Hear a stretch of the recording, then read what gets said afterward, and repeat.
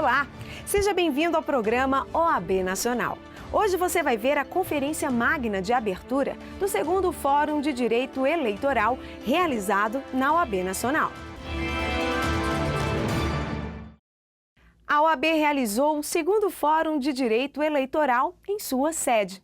O encontro contou com a participação de juristas importantes da área. A Conferência Magna foi feita pelo presidente do TSE, ministro Dias Toffoli. Confira. Em primeiro lugar, o modelo de justiça eleitoral brasileiro é único no mundo.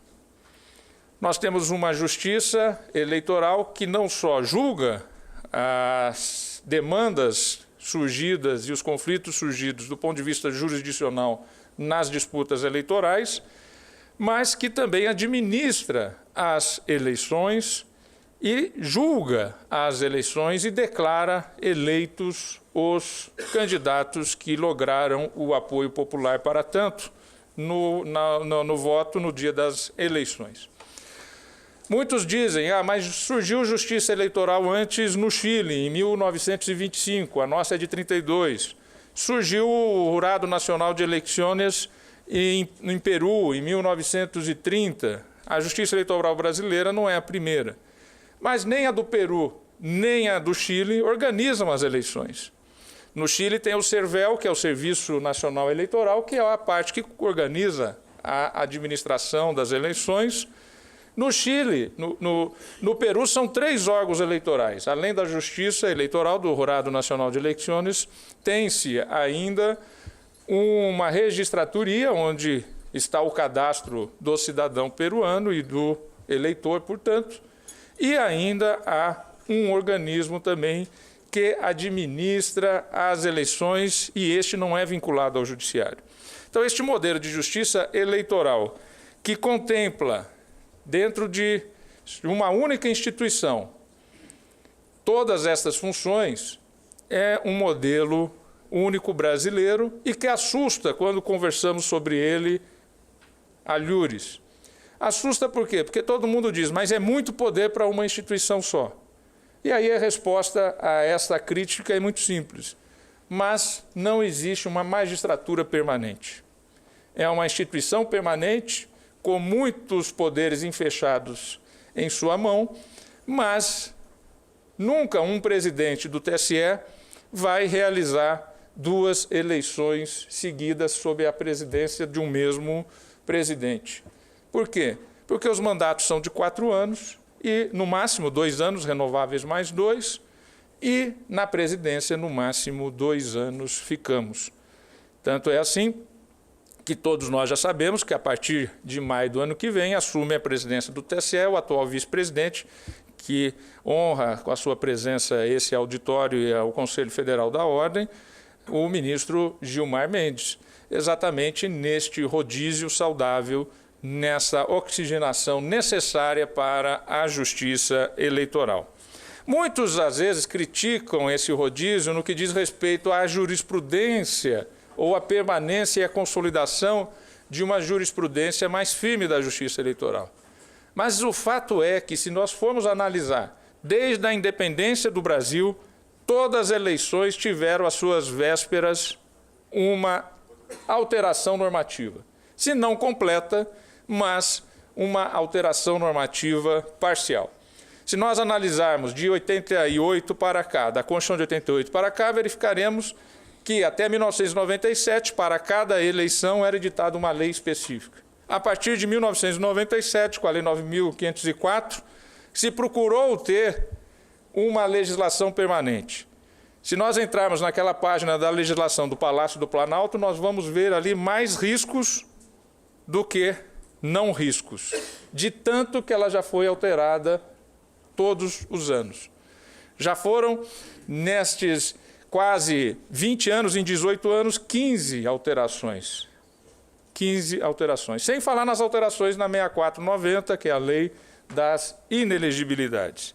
Manifestações iniciais e essa característica da justiça eleitoral, que é um modelo diferenciado dentro do mundo, eu gostaria de acrescentar alguns pontos que eu penso que são importantes. Primeiro, a crise da democracia no mundo. De 195 países que participam da Organização das Nações Unidas, 175 se dizem democráticos e elegem os seus governos pelo voto, de uma forma ou de outra, mas pelo voto popular. Nunca na história da humanidade houve tantos países optando pelo sistema do voto popular para a formação dos seus governos. Isto poderia fazer pensar que a democracia, então, está a pleno vapor ou que a democracia está no seu ápice. Mas o que nós assistimos, e o que nós verificamos e o que os estudiosos discutem é uma crise da democracia diante da crise do modelo de representação em todo o mundo, da crise do modelo partidário e de uma nova ordem mundial que ninguém sabe qual vai ser. De uma nova ordem mundial em que, com a queda do Muro de Berlim, com a fragmentação das ideias, ou, como alguns dizem, o mundo líquido de hoje, fica muito difícil enquadrar os movimentos, os debates, as ideias e a organização social dentro de caixinhas de eu sou a favor da democracia, eu sou a favor de um Estado mais liberal, e a outra eu sou a favor de uma democracia, mas sou a favor de um Estado mais intervencionista. O mundo não se resume mais a esse olhar, ele se resume a um mundo muito mais fragmentado, a questão das mulheres, dos homossexuais, a questão do movimento dos atingidos de barragem, a questão do movimento das quebradeiras de coco babaçu, a questão dos empresariados, a questão dos sindicatos, o mundo completamente fragmentado e que os partidos políticos, não só no Brasil, como no mundo inteiro, não conseguem mais ser o canal de verbalização de interesses que possam ser colocados de um ponto de vista vertical, de um ponto de vista que possa ser defendido diretamente num projeto nacional.